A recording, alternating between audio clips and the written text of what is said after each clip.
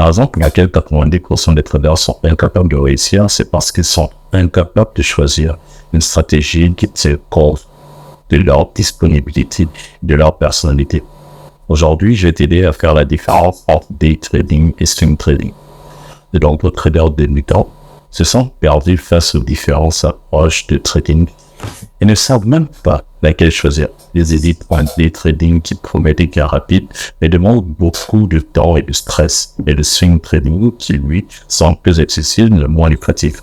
Je pense qu'au bout d'un moment, il est temps de dire les choses de façon factuelle pour que les gens comprennent. Beaucoup pensent qu'il faut absolument choisir entre day trading et swing trading, et que le day trading est la seule façon de faire des profits significatifs. Cette croyance te pousse certainement à te lancer dans le day trading sans être préparé, ce qui te mènera souvent à des pertes très importantes. Et donc, je vais partager avec toi une liste de règles. Je veux que ce soit factuel, je veux pas te perdre du temps, je veux pas que tu restes là. Et je veux qu'à la sortie de cette vidéo, que tu sois capable de choisir la stratégie de trading qui te convient. Donc, la première que je veux que tu prennes en considération, c'est qu'il est important que tu évalues tes disponibilités. Le day trading demande plusieurs heures par jour. Aujourd'hui, la majorité des personnes travaillent en 7 et 18 heures. Tu n'as pas la possibilité de te libérer autant. Je me demande encore pourquoi les personnes qui travaillent prennent la peine de faire du scalping, etc. et tout. T'en es pas capable. Alors que le swing trading, lui, te donne la possibilité de prendre des décisions à tout moment de la journée, te donne la possibilité de prendre des décisions le lundi et de les clôturer le samedi, ce qui est beaucoup plus adapté pour une personne qui ferait du 9 à 18 heures.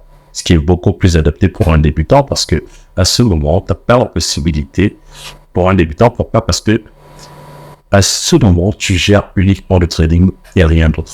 Deuxièmement, il va falloir que tu fasses une analyse de ta personnalité. Qu'est-ce que j'entends par analyse de ta personnalité? C'est que le day trading, pour que ce soit clair, convient aux gens, à des gens qui gèrent bien le stress, à des gens qui n'ont pas de problème à être sollicités intellectuellement parlant de façon répétitive, de façon fréquente, à des gens qui gèrent la perte financière ou qui n'ont pas peur de perdre de l'argent à court terme et d'en gagner à long terme parce que c'est stressant. À l'inverse, le swing trading, lui, te permet d'être beaucoup plus cool, d'être beaucoup plus détendu et donc de mieux gérer tes émotions et donc de ne pas être pris par le fourreau, ainsi de suite. Ce qui te permet tout simplement de clarifier tes idées, de prendre une position. Troisièmement, il est important que tu considères ton capital. Il est vraiment important que tu considères ton capital. Et d'accord, pourquoi aujourd'hui, on est tous conscients que lorsqu'on débute le trading, soit c'est parce qu'on veut gagner de l'argent, et en règle générale, ces personnes vont faire un gros capital. Écoute-moi bien. Le day trading, c'est fait pour des gens qui ont un capital important.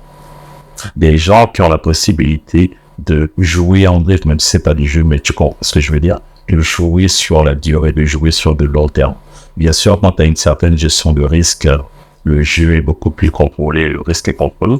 Mais ce que je veux dire par là, c'est que quelqu'un qui fait du day trading avec un gros capital peut s'autoriser à perdre 1, 2, 3, 4, 5 positions d'affilée, alors que quelqu'un qui a un petit capital ne peut pas se le permettre. Le jeu en trading est avant tout d'avoir le capital pour profiter des opportunités lorsqu'elles se présentent. Donc, si tu crains ton capital avant d'avoir une opportunité réglo, tu es totalement perdu. À l'inverse, le swing trading, tu as la possibilité de prendre 1 ou 2 positions par semaine et si ton risque est contrôlé, tu perdras maximum, mais vraiment maximum 2% de ta position. Et là, ce n'est pas dramatique. Donc, la gestion des risques.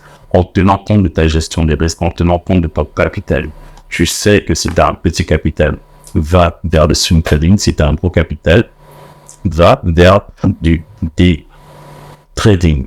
Outre le fait d'avoir ces 3 points que j'ai dit précédemment, pour tout le monde, même si tu as du temps, même si tu n'as pas du temps, même si tu as un gros capital, même si tu as un petit capital, les chiffres ne mentent pas. Les hommes mentent, les chiffres ne mentent pas. Au bout d'un moment, crée-toi un compte de démonstration, trouve une stratégie dans les 2 contextes, prends de la data, remplis ton journal de trading et vois laquelle des deux stratégies, j'entends bien, te convient.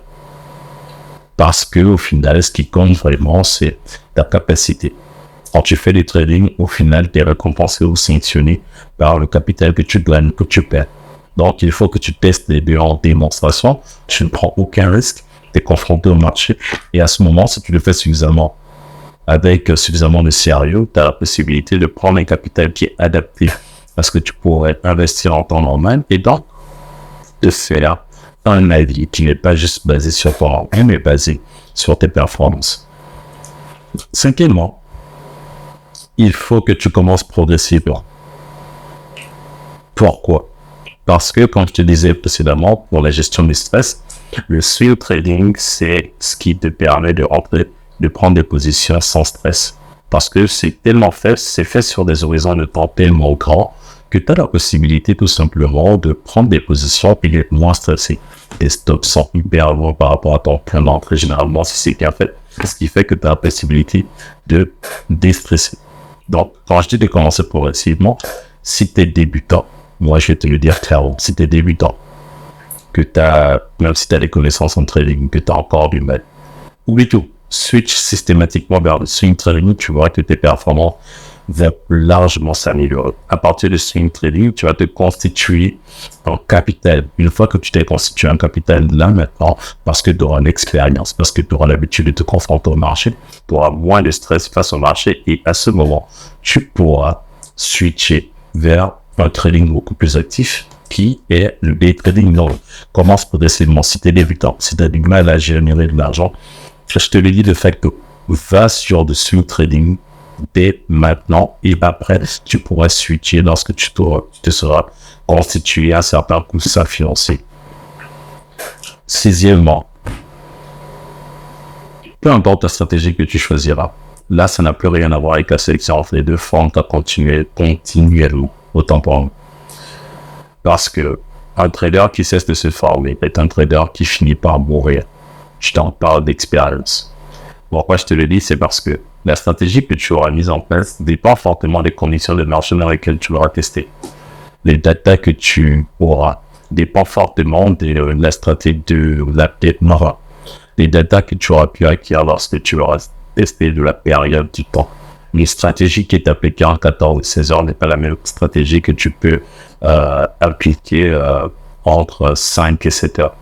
Je te ferai une vidéo entière sur les périodes des marchés financiers, que ce soit Europe, Amérique, Asiatique, etc. et tout. Mais je t'explique pas ça un peu plus long. La stratégie dépend d'un contexte de marché. Le contexte de marché change tout le temps. Que l'inflation soit haute, que l'inflation soit basse, que l'on soit dans un marché haussier ou dans un marché profondément baissier ou en creux boursier, la stratégie n'est pas la même. Donc, il faut que tu te formes continuellement et que tu fasses évoluer ta stratégie en conséquence. Et septièmement, je ne cesserai jamais de le dire, et s'il y a bien une chose que tu dois retenir sur toutes les vidéos de trading que je te ferai pour t'apprendre le trading, c'est une chose. La gestion du risque est la chose primordiale dans cet ordre. Gère ton risque, ne prends pas des risques non contrôlés. Prendre des risques, c'est une très bonne chose quand on veut obtenir des choses quand même. Par contre, faire des choses risquées, c'est de la connerie humaine. C'est de l'audace qui ne sert à rien. C'est de l'ego. Donc, gère ton risque. Applique une gestion rigoureuse des risques. Gagner de l'argent, ce n'est pas faire entrer de l'argent. Gagner de l'argent, ce n'est pas avoir la possibilité de dépenser. Gagner de l'argent, c'est de savoir le gérer correctement, avoir un certain bon management qui te permet de rester périn sur les marchés financiers.